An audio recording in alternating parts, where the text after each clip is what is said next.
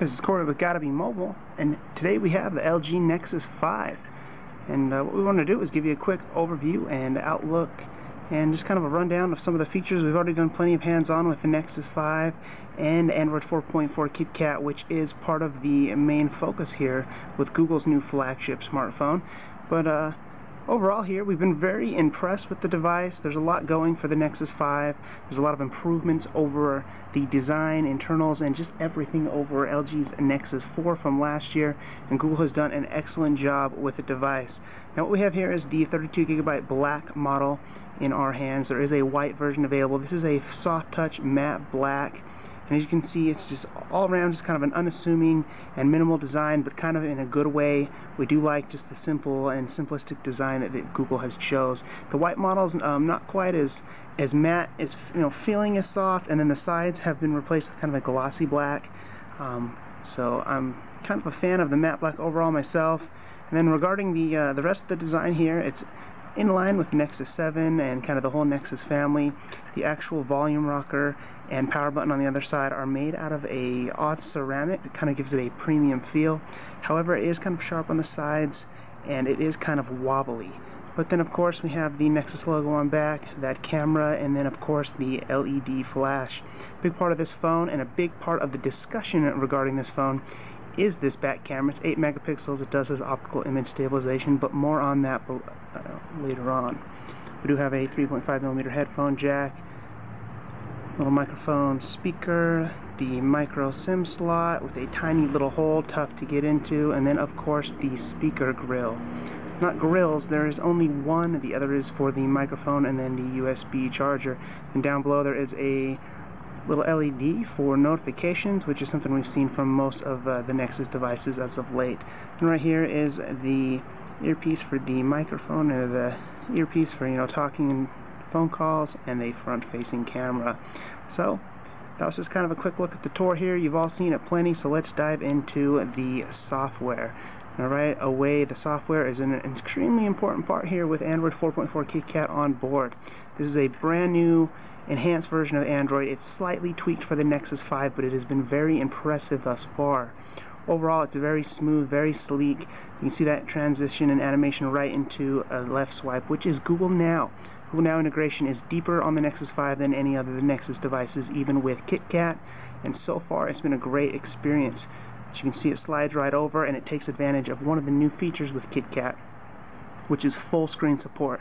The on-screen buttons and the notification bar up top are all transparent, offering this full 5-inch 1080p HD display to kind of pop and give apps a more immersive experience. Now all apps will be able to take advantage of this on KitKat once developers get on board, so that's kind of a welcomed addition to Android 4.4 KitKat.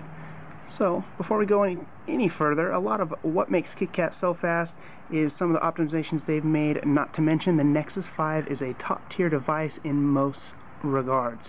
We have a powerful quad-core Snapdragon 800 under the hood, we have 2 gigs of RAM, and it just blazes. So add all that to a bigger 5-inch 1080p HD display. It's just a great Google experience device, all in all. The screen's a little bigger than the Nexus 4. Processor's a little faster. We have the newest version of Android, and overall it just screams. We have 16 and 32 gigabytes of internal storage, and then just a 2300 milliamp hour battery. The phone's extremely light in the hand. Kind of almost feels like the battery's not in when you first pull it out of the box. We'll talk more about that below and in our post. It's definitely not the best with the battery life, but I'm sure you have already heard. So another thing here with KitKat is, as you can see, it's just kind of a very smooth experience. Everything's built to kind of pop. There's no more bar up top for widgets. Everything's in your face, taking advantage of this 5-inch screen unlike Google has ever done in the past. So they've kind of tweaked the experience to bring more of just kind of everything in your face and use the full screen. The launcher is full screen, and we have all the white designs up here and white text instead of the blue holo font as before. Go ahead and toggle into settings. And as you can see here, we have a kind of a similar situation to before. It is slightly different. There is still a couple of blues noticeable, but for the most part, Android 4.4 KitKat is all about the white colors. Go ahead and go into that KitKat.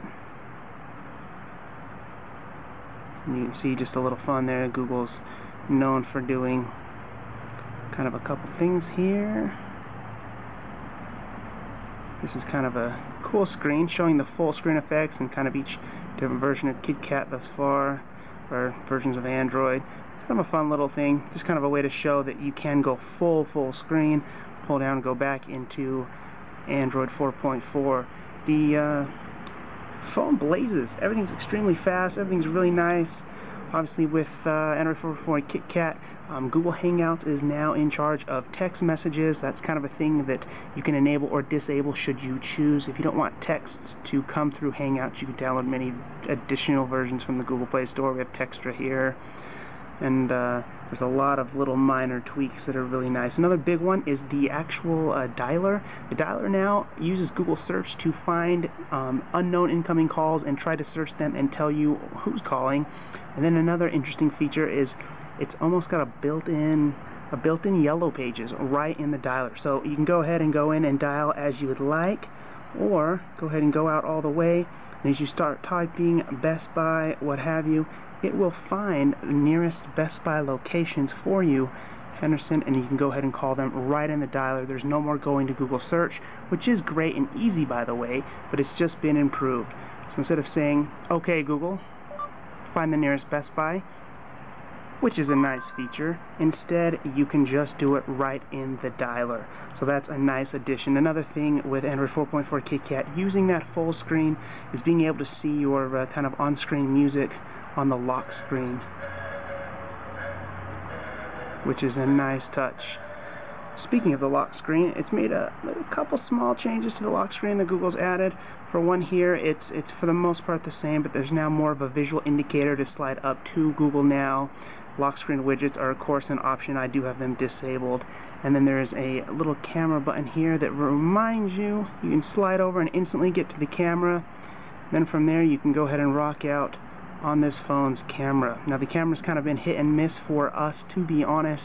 It's an 8 megapixel camera with full optical image stabilization, and while it does have its benefits, the autofocus is a little slow at times, and you might want to go ahead and run into settings and turn on that HDR plus mode. Now HDR plus mode makes the phone much quicker, or not quicker, much better for taking photos. It'll kind of handle multiple photos at once, get the low lights and the darks, and kind of blend the best of multiple photos into one for you. So you might want to stick with HDR on the Nexus 5. The camera could be improved with some software changes, and we've heard that from multiple people. So not fully sure what we think of the camera yet. Hopefully some changes might come to improve that. Another area that is kind of a downer for us when it came to the Nexus 5 was that speaker on bottom. There was only one, and it sounds, it might be the weakest link of this device. Might just be the weakest link of the Nexus 5. And of course battery life, we've been barely able to get through a whole day. We're going to be reaching for a charger by 5-6 o'clock. Some days we get 3 hours of screen on time, some days we get much less. It's been inconsistent to say the least. Overall, the battery life is pretty good. Definitely an improvement over the Nexus 4. Huge improvement over the Galaxy Nexus. But compared to some of the other devices available today, like the G2, this definitely does not compete. Now, overall with the Nexus 5, you get a premium device, a top-tier device, and an awesome overall experience for what is the driving and selling point of the Nexus 5, that being the price. Only $349. It's $349 or $399 for the 32GB model. Off contract, no contracts of any kind, no handcuffs from carriers. It is outright yours for $349. So that's kind of a huge point here with the Nexus 5. Yes, the camera may or may not be the best. The battery could have been a little bigger, and the speakers are not quite the best. HTC One's a prime example of excellent speakers, but there is a few setbacks that needed to be made and cutbacks in order to reach that price. So while we love the Nexus 5, the performance was great, the screen is awesome, battery life was average, camera was average. When it comes to the price, this is an excellent device and an excellent, well-rounded package delivered right from Google, powered by Android 4.4 KitKat. Thanks for watching, guys.